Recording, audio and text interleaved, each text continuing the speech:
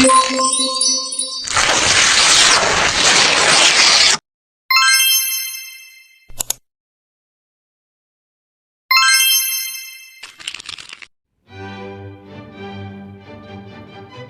itu terletak di mana sih? Banten merupakan provinsi yang terletak paling barat Pulau Jawa. Lalu, bagaimana latar belakang terjadinya perlawanan Banten terhadap VOC? Perlawanan rakyat Banten terhadap VOC berlangsung pada pemerintahan Sultan Ageng Tirtayasa tahun 1656. Latar belakang yang pertama, Banten memiliki posisi yang strategis sebagai bandar perdagangan internasional. Maka dari itu, VOC melakukan blokade dan gangguan terhadap kapal dagang dari Cina dan Maluku yang akan menuju Banten.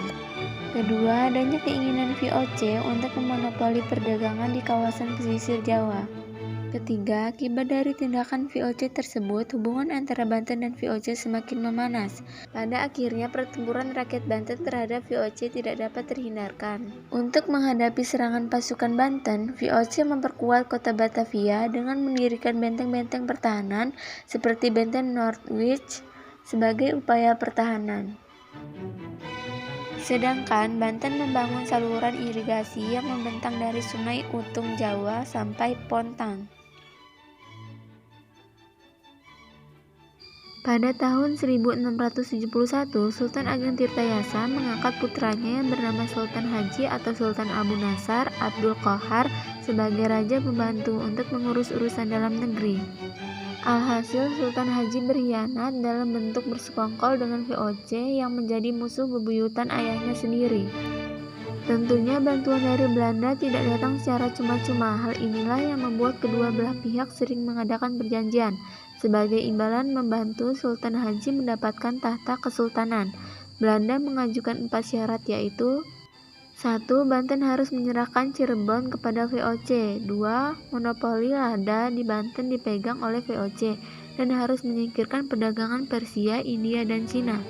3. Banten harus membayar 600.000 ringgit apabila ingkar janji. 4. Pasukan Banten yang menguasai daerah pantai dan pedalaman Periangan segera ditarik kembali. Pada tahun 1681, VOC atas nama Sultan Haji berhasil merebut Kesultanan Banten.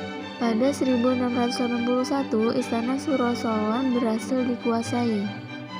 Sultan Ageng Tirtayasa kemudian membangun istana baru yang berpusat di Tirtayasa, dan Sultan Ageng Tirtayasa berusaha merebut kembali Kesultanan Banten dari Sultan Haji yang didukung VOC.